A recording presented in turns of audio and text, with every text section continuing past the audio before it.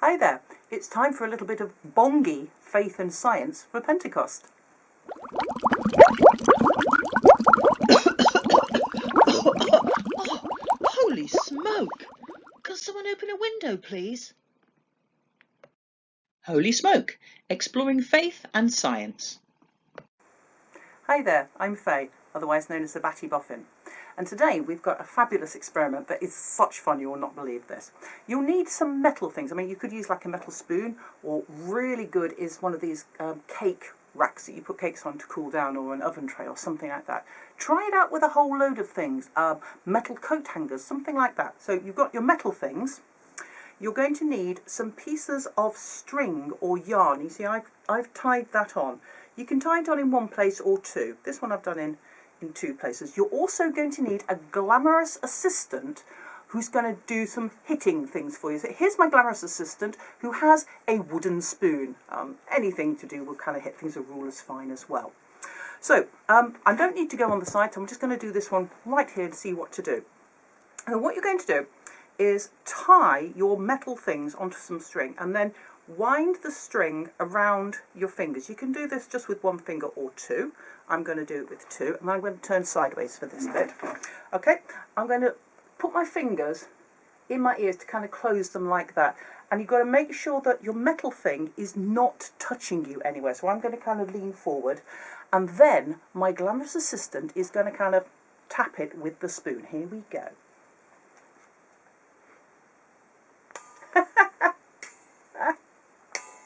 Wow.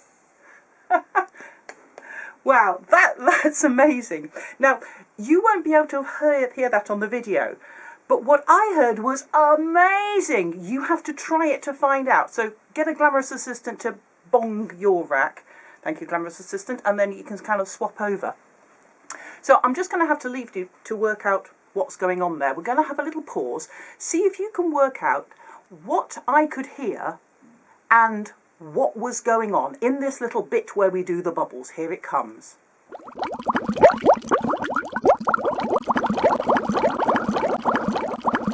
So what was going on there, if you've tried it out, you'll know that to the video you just hear this kind of little twang, but when you've got your fingers in your ears you hear this bong, really loud, and it's really vibrant and really, really clear. And the reason for that is that sound travels through different substances in different ways. Sound can travel through solids, liquids or gases. Normally we hear sounds through gases. My vocal cords are making noises and it's transmitting through the air as these longitudinal pressure waves up to the microphone on the camera, and then it's coming out of the speakers in your computer or your tablet or your phone, again coming through the air and into your ears. And when we hear people speaking, it's through the air. And I mean, that's okay, but air's not that good actually at transmitting sound. Liquids are much better, and that's why whales can hear each other with the sound transmits through the water of the seas and oceans way better than it does through air. And best of all, it travels through solids. So when you bash this, normally, if I just go, glamorous assistant, can you just bash that and we'll just hear it in the air? It's pretty naff, really, because we're hearing those sounds through the air.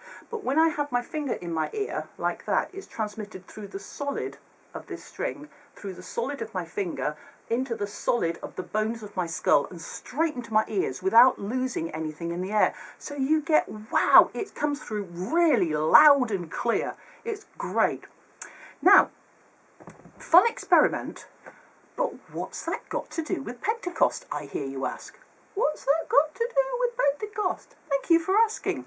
Well, Pentecost was a Jewish celebration, and it came a few weeks after Easter, and we read about it in chapter 2 of Acts.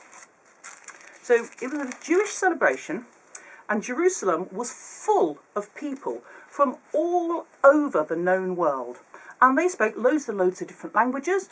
It's a bit like if you go to somewhere like London or Cambridge on a sunny Saturday, there's people from all over speaking all kinds of languages. And the Holy Spirit had been poured out on the disciples, and they went out into the crowds, and they started speaking all these different languages, telling them about how good God was. And it's actually a bit weird, because all of those people visiting Jerusalem would have spoken Greek. It was kind of the universal language, kind of like English is now. Everybody would have spoken Greek. So why bother speaking their different languages? Kind of a bit inefficient, really. Well, I think the reason is a bit like my cake tray. Because if I go somewhere like Germany, I speak enough German to, order a cup of tea, and I'll hopefully get a cup of tea. But German isn't my heart language. It's not the language I think in. It's not the language I pray in or dream in. English is my heart language. And I think the fabulous thing about Pentecost was that God had the disciples speaking all these different languages so that everybody knew that God wasn't just the God of a bunch of people in Jerusalem or just the God of people in Judea. God was the God of people everywhere, here and there and there and there. Whatever language they spoke, whatever their heart language, God spoke that language too. And I think that's a great takeaway of Pentecost, because God can hear you loud and clear.